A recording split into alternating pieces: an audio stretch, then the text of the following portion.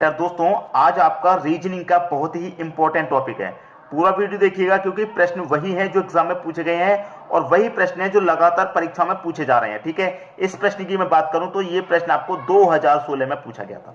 कह रहा है प्रश्न, यदि m का अर्थ प्लस, n का अर्थ माइनस और p का अर्थ गुना हो तो आपके पास जो सीरीज दे रखी है इसका आंसर आपको बता देना है क्या होगा। सीरीज क्या है मैं आपको बता दूं, 15 15 के बाद में n, और n का अर्थ कितना है माइनस, तो n की जगह मैं माइनस ले लूंगा। ठीक है, फिर क्या है 10, 10 के बाद में p है तो p का अर्थ कितना है गुना, तो p की जगह मैं गुना ले लूंगा। ठीक है, उसके बाद में 3 है तो 3 ले लिया मैंने। ठीक है, m का अर्थ कितना भाई, m का अर्थ है प्लस तो m की जगह मैं प्लस ले लूंगा।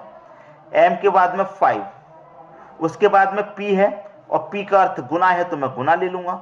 उसके बाद में 4, इसका मान पूछ रहा है भाई साहब क्या होगा। आप सभी लोग आसानी से बता देंगे। कैसे बता देंगे, आपको मालूम होना चाहिए बोर्ड मास। ठीक है, बोर्ड मास मैंने पहले भी बहुत बार बताया, बी फॉर ब्रैकेट, ठीक है bracket, O for of, D for divide, M for multiply, A for addition, S for subtraction मतलब घटाना, और ऑफ का मतलब भी गुना होता है। ठीक है, ब्रैकेट कहीं पर दिया गया नहीं दिया गया, ऑफ कहीं पर लिख रहा नहीं लिख रहा, डिवाइड है कहीं पर, डिवाइड भी कहीं पर नहीं है, मल्टीप्लाई है, मल्टीप्लाई यहां पर भी है यहां पर भी है। ऊपर से चलते हैं ऐसे, अगर ब्रैकेट होता तो उसे सॉल्व करते, ऑफ होता उसे करते, डिवाइड होता उसे करते। ये तीनों चीजें नहीं दे रखी तो नीचे बढ़ते आएंगे। गुना दे रखा है तो गुना सॉल्व करना है।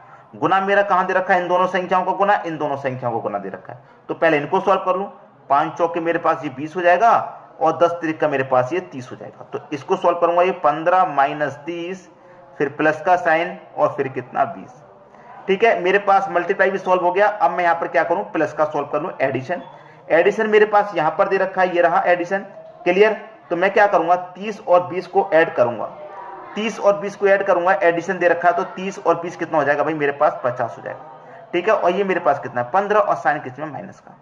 ठीक है, माइनस का साइन। अब यहां पर मेरे पास माइनस का साइन है। अब देखिए एडिशन हो गया भाई, एडिशन हो गया, और एडिशन ये क्या हो गया, एडिशन हो गया ये गलत, ये एडिशन हो गया गलत। अगर आपने इसी तरीके से एडिशन किया तो गलत हो गया। क्यों हो गया, देखिए भाई ये तो माइनस का है ना, मुझे तो एडिशन करना है, तो माइनस का है, ये 30 तो माइनस का है ना, मुझे तो एडिशन करना है प्लस का, और प्लस का मेरे पास 15 था और 20 था, तो 15 और 20 35 होगा कि नहीं होगा, होगा कि नहीं होगा 35। आपने माइनस और प्लस दोनों को जोड़ा है, गलत जोड़ा है आपने क्या, मैंने गलत जोड़ा है। और मैं इस तरीके से गलत इसलिए जोड़ रहा हूं क्योंकि जो बच्चे मेरे साथ साथ चल रहे हैं उनको यही पता नहीं है सर गलत पढ़ा रहे हैं सही पढ़ा रहे हैं, इसलिए मैं बीच में इस तरीके का ऑब्जेक्शन लेता हूं, जिससे कि आपका जो माइंड है वो डिस्टर्ब ना हो और अच्छे से समझ में आए। ठीक है, देखिए अब मैं प्लस का 15 प्लस का 20 जोड़ूंगा तो 35 होगा, होगा कि नहीं होगा, और माइनस का 30, और प्लस का कितना है 35 है।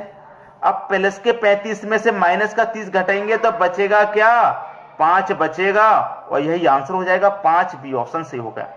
उम्मीद करूंगा सभी को प्रश्न अच्छे समझ में आ गया होगा, और जो बच्चे गलत कर रहे थे मेरे साथ साथ उनको भी समझ में आ गया होगा कि गलत नहीं करना है। ठीक है, कहां पर कैलकुलेशन गलत है वहीं पर रुक जाना है और खुद से सही कैलकुलेशन करना है। ठीक है, अब देखेंगे हम अगला प्रश्न। अगला प्रश्न है, यदि 6 स्टार 3 बराबर 13, 5 स्टार 20 बराबर 96, 11 स्टार 7 बराबर 67 हो तो 19 स्टार 11 बराबर क्या होगा। यह दिल्ली पुलिस 2012 में पूछा गया था, यह प्रश्न दिल्ली पुलिस 2012 में। अब देखिए प्रश्न में क्या लॉजिक है, किस तरीके से आंसर मिलेगा उस पर ध्यान देना है। यहां पर आपके पास 6 स्टार 3 बराबर 13, आप क्या करें जिससे कि आपका आंसर क्या हो, 13 के बराबर हो जाए, यहां पर 96 के बराबर हो जाए। ठीक है, और यहां पर 67 के बराबर हो जाए। ठीक है, और यहां पर 67 के बराबर हो गया तो यहां पर क्या आएगा वो आप बता देंगे, आसानी से बता देंगे।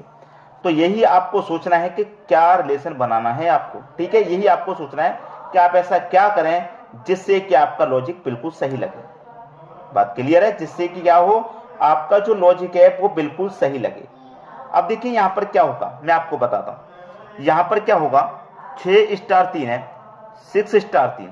अब मैं देखिए क्या करूं, यहां पर इस स्टार की जगह पे गुना ले लूं, और इस 3 को मैं क्या लिखूं, 2 प्लस 1, और कितने के बराबर आए भाई, 13 के बराबर। भाई 3 को 2 प्लस 1 लिखूंगा तो 2 प्लस 1 3 ही तो होता है, और स्टार की जगह मैंने यहां पर गुना ले लिया। ठीक है। अब देखिए 6 का गुना 2 से करूंगा 12 और 12 में 1 जोड़ दूंगा तो 13, ये एक ही तो बचा तो मैंने 1 जोड़ लिया 13 हो गया। वही यहां पर करना है, मेरे पास 5 है पहली संख्या, स्टार की जगह गुना ले लूं और 20 को क्या लिखूं, देखिए मैंने 3 को क्या लिखा 2 + 1, मतलब 3 से पहले वाली संख्या ले ली 2, 20 से पहले वाली संख्या ले लूंगा 19 और +1 कर दूंगा तो ये भी कितना हो जाएगा 20 और कितने के बराबर भाई 96 के बराबर है।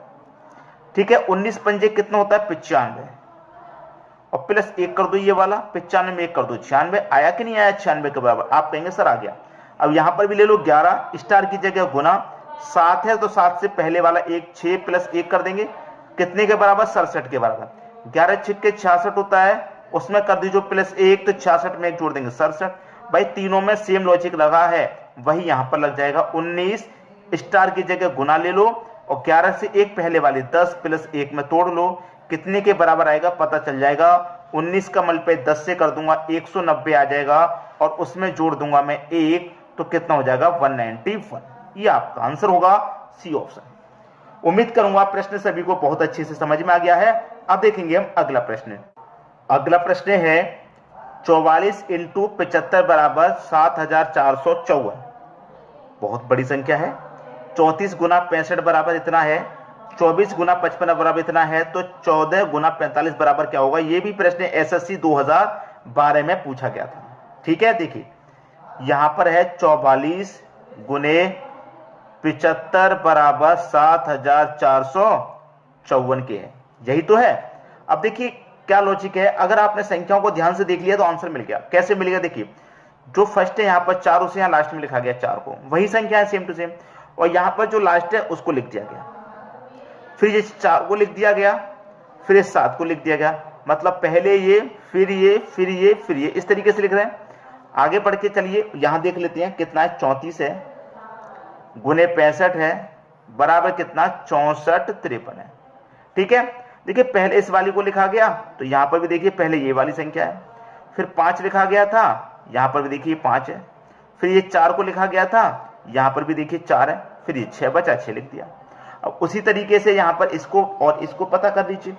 अब मुझे दोनों जगह सेम लॉजिक मिल गया है, अब वही लॉजिक मेरा देख यहां पर लगना चाहिए। 24 गुने 55 बराबर कितना 54 52, पहले 2 है, फिर ये 5 है, फिर ये 4 है और फिर ये 5। ठीक, वही लॉजिक है। और यहां पर वही लगा दीजिए भाई, 14 गुना 45 बराबर क्या होगा, लगा दो भाई। पहले 1 आ जाएगा, 1 में यहां लिख देता हूं। ठीक है, फिर उसके बाद 1 के बाद 5 आ जाएगा। ठीक है, फिर उसके बाद ये 4 आ जाएगा और फिर ये 4।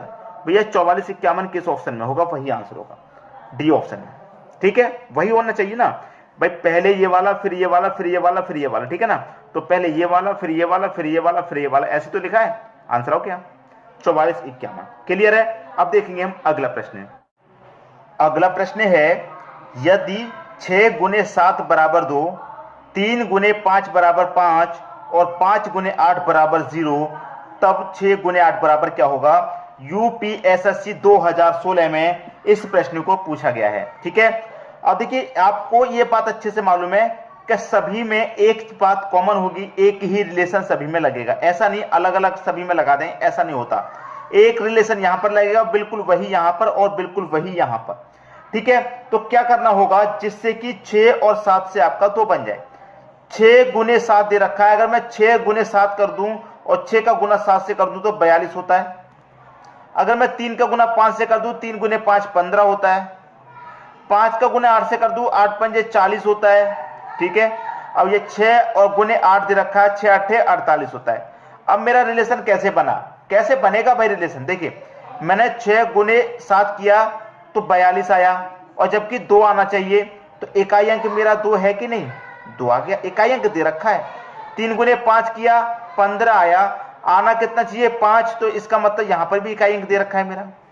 5 8 40 होता है, 40 0 दे रखा है, आना 0 चाहना चाहिए, तो यहां पर 40 में 0 ही तो आ रहा है इकाई अंक, तो सभी में मल्टीप्लाई का इकाई अंक दे रखा है। उसी तरीके से 6 गुने 8 मैंने किया तो 48 होता है, तो यहां पर भी इकाई अंक आएगा 8। जब सबका इकाई अंक दे रखा है तो 48 का भी इकाई अंक देंगे, तो पहला ऑप्शन सी हो जाएगा, क्योंकि पहले ऑप्शन में ही तो 8 हमें दे रखा है।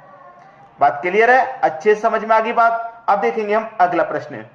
अगला प्रश्न है यदि 3 गुने 9 गुने 7 बराबर 379, 5 गुने 4 गुने 8 बराबर 584 हो तो 1 गुने 2 गुने 3 बराबर क्या होगा? एसएससी 2013 में ये पूछा गया।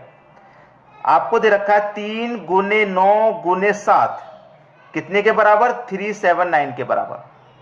आपको दे रखा है 5 गुने 4 गुने 8 कितने के बराबर? 584 के बराबर।